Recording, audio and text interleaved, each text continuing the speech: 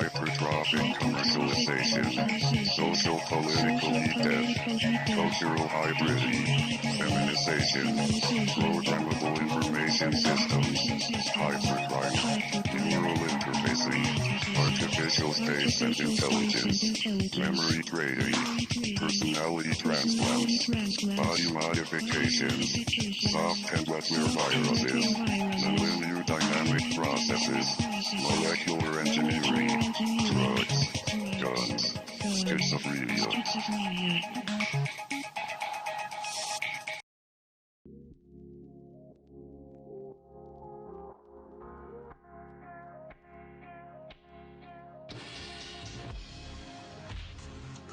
K-pop is often characterized by the media as a frivolous and neoliberal machinery to make money out of teenage girls who are thought to be too naive and ignorant to see that they are being exploited.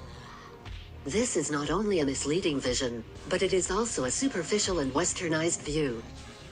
Sadly, this message is preyed upon these young girls as a sermon, which does nothing but reinforce paternalistic values and doesn't further the conversation. We all know K-pop operates under a capitalist paradigm. It produces cultural products in order to sell them and obtain a profit.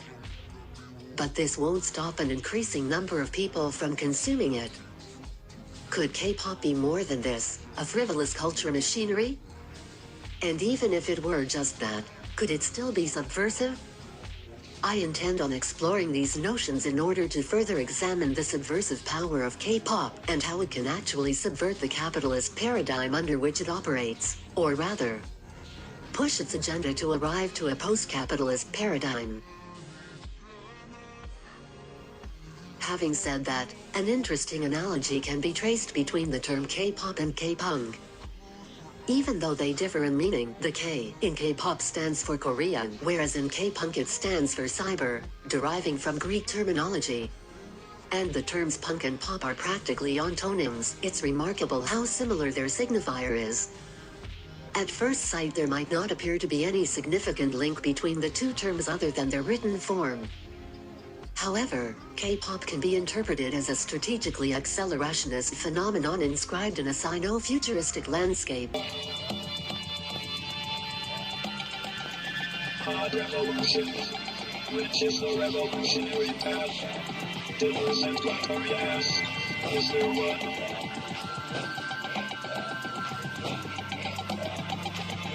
To withdraw from the world market, or might it be to go in the opposite direction? To go still further. That is, in the movement of the market, of decoding and deterritorialization. For perhaps the foes are not yet deterritorialized enough, not decoded enough, from the viewpoint of the theory and practice of the highly schizophrenic character. Cyberpunk, whose musical values lie within rave or underground cybernetic music, can and should embrace more mainstream forms of music to further its agenda, since it is basically tied to accelerationist postulates. As Mark Fisher proposed in his blog, it's not about writing theory about, but through. Maybe new conceptions of cyberpunk and accelerationism can be sought through the cultural phenomenon of K-pop. Capitalism's greatest triumph has been injecting us with a high dose of hopelessness. It deprives us of the ability to conceive futures outside of its logic. This phenomenon is coined as capitalist realism by the late Mark Fisher, and one of its main symptoms is nostalgia for lost futures. By this, Fisher refers to the social imaginary that was once capable of imagining dystopic futures, that is, a prosperous future for the human race. The latest generations have been deprived of such imaginaries because of the eruption of an exponential neoliberalism and its appropriation of technology, labor and welfare.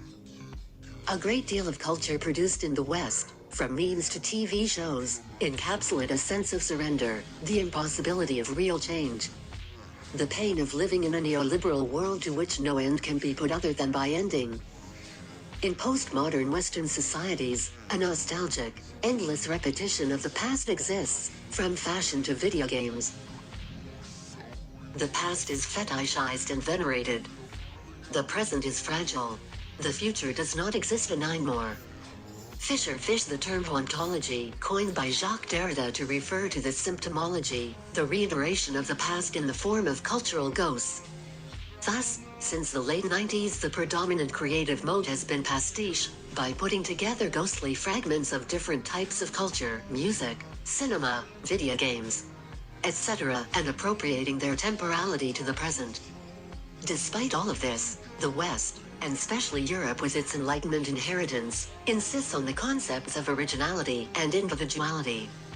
Artworks and cultural creations are highly valued based on these.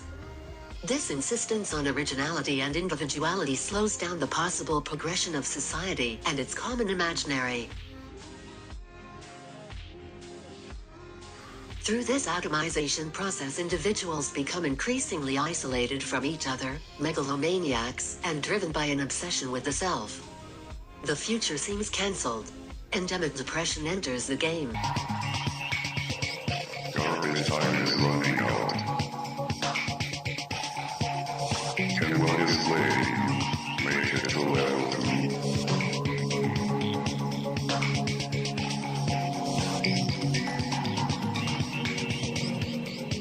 However, this does not seem to be happening in Eastern countries. If true that depression rates are very high, its origin is strictly different. In this case mainly because of burnout culture, and so, if pastiche elements appear in culture it is rather because of the import of Western culture than an own hauntology. Asian countries seem not to have forgotten how to imagine the future. On the contrary, they seem the ones inventing it. From architecture to smartphones and quantum computers, and even culture. No matter how much pollution or collateral damage, the machine must live, the machine must grow. Similarly, the notions of authenticity and originality are a Western idea. As Byung-Chul Han explains in his book Shanghai, in Eastern Asian societies the idea of authenticity is much less relevant than in the West.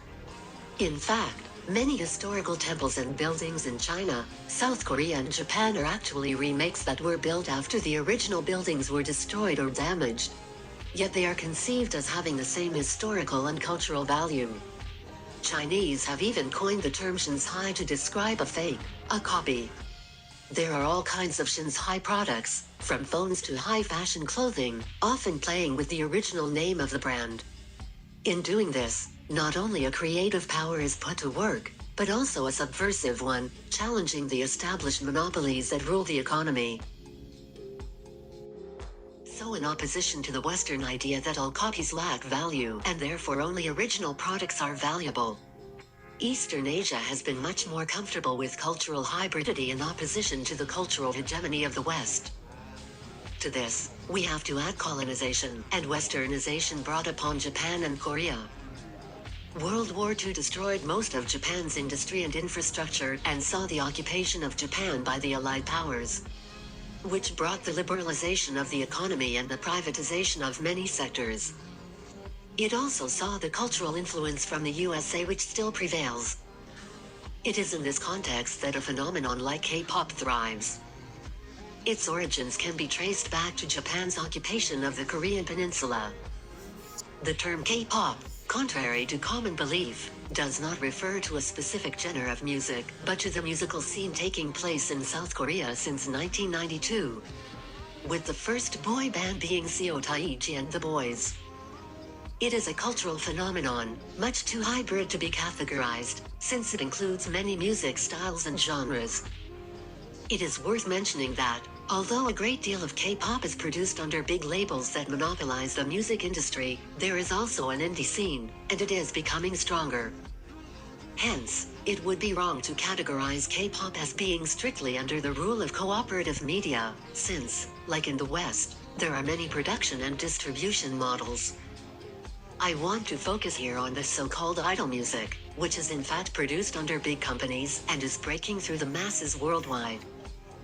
In the idol system, the so-called idols are usually selected in their early teens to train intensively during years to finally debut as solo artists or in a group. During this process, many of these trainees undergo heavy physical and mental challenges, which leads some to exhaustion and depression. Characteristic of these idols is their appearance, beautiful faces, slim bodies and crystal skin to present a very curated aesthetic and presentation. But they also share behavioral characteristics, since they are highly encouraged to act edgio, that is, cute and innocent. The organization of the groups include a strong hierarchy and the members are expected to behave accordingly. Nevertheless, K-pop male groups fill in the long historical longing for a female gaze opposed to the male gaze. That is, they are the object of desire. Women, or the female gaze, become the desiring subject. The story goes like this. Earth is captured by techno-capital singularity, and Renaissance rationalization and oceanic navigation, lock into commoditization takeoff. Logistically accelerating techno-economic interactivity, crumbled social order and auto-sophisticating machine runway.